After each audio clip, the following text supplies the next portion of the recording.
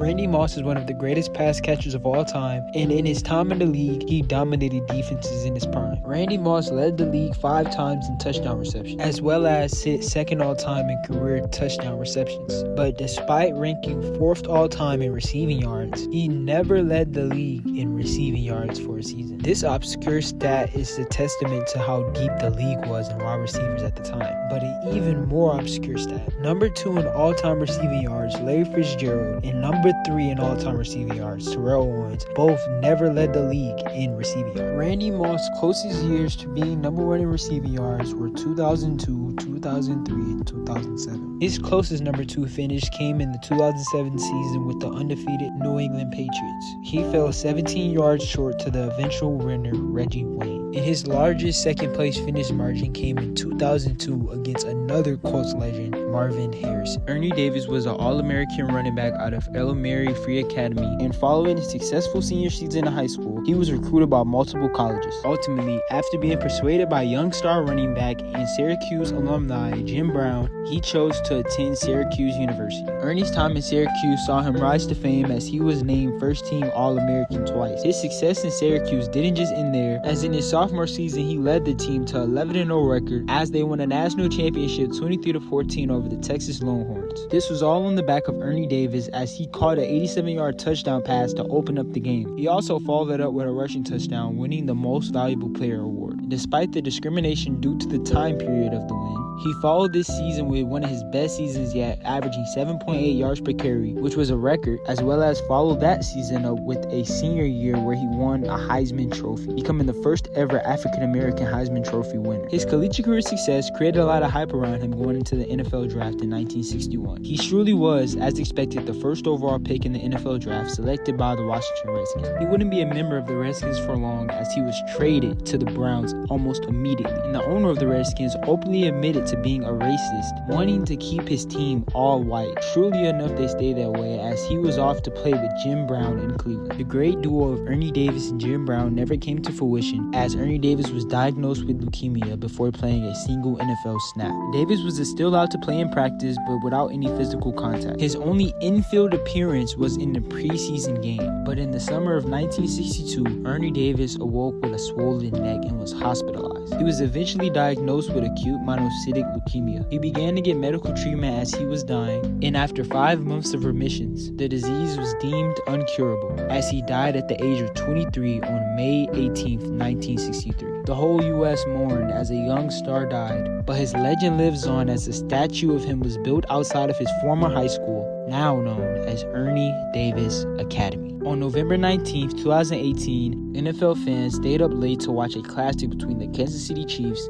and the Los Angeles Rams. Both teams this season saw success with their young QBs. The young Jared Goff and the young Sean McVay-led Rams, along with the Kansas City Chiefs, were the 2 highest scoring teams in the NFL. A young Patrick Mahomes was setting the league ablaze, leading the Kansas City Chiefs to a 9-1 record, the same record as the Los Angeles Rams. The matchup almost didn't happen as the NFL had to relocate the game due to the field issues in Mexico. The game was moved to the Coliseum where in LA wildfires were ringing through the city. Despite the circumstances, the Rams and the Chiefs undoubtedly had the most entertaining Monday Night Football game of all time, with the final score being 54-51. The Rams edged out the Chiefs in a modern-day classic. The Chiefs became the only team in NFL history to lose while scoring 50 points or more. Patrick Mahomes also threw 6 TDs, but became the first QB since Gus Ferrata to throw for 5 TDs and also have 5 turnovers. Jared Goff had an immaculate game as the LA Rams put the league on notice, solidifying them as the most talented team in the NFL. But the MVP of the game has to be linebacker Samson Abuka from the Los Angeles Rams, as he became the first player in NFL history since sacks have been recorded to record a sack, an interception, and multiple TDs in a single game. During the 2020 and 2022 offseason, Aaron Rodgers claimed to see what seemed to be a shadowy figure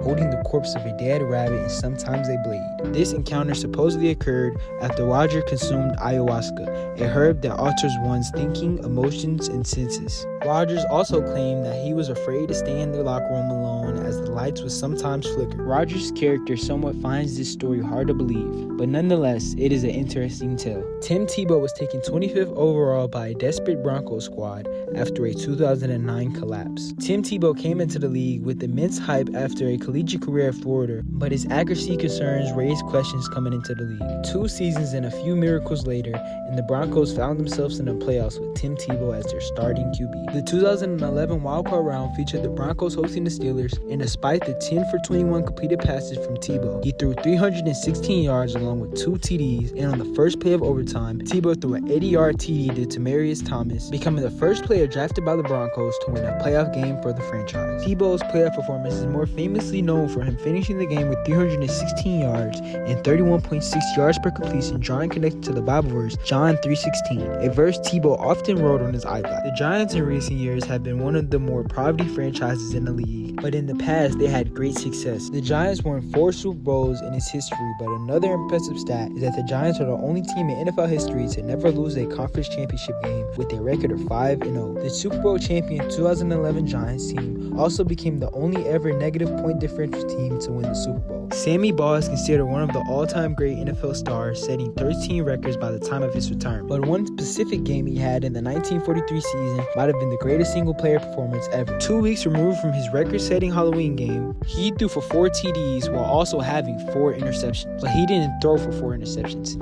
He snagged 4 interceptions on the defensive side of the ball. His efforts defeated the Lions 42-20. This 4-interception game still is the record to this day and furthers Sammy Baugh's case as one of the greatest players ever. Pat Tillman played for the Arizona State Sun Devils, where he was an All-American before being drafted by the Arizona Cardinals, 226th overall. His career in Arizona saw him become a solid safety, with his best season coming in 2000. His 2000 season consisted of him recording 155 tackles, 118 of them being solo tackles, 1.5 sacks, 2 forced fumbles, 9 pass deflections, and 1 interception. He was offered millions to play for the St. Louis Rams, but turned it down out of loyalty to the Cardinals. But following the 9/11 terrorist attacks, after Pat Tillman finished the remaining games of the 2001 NFL season, he turned down a $3.6 million contract from the Cardinals and enrolled into the military. This decision was met with praise by the U.S. and other NFL players. After basic training, Tillman was deployed to Afghanistan, where his time wouldn't be long, as he was reportedly killed by enemy forces. This, later, after his burial, was debunked, as an investigation concluded that his death was indeed friendly fire. Questions emerged about the circumstances he died in, and if you guys want me to cover his life in a whole nother video, let me know down below. Nevertheless, he was awarded and received plenty of awards even after his death.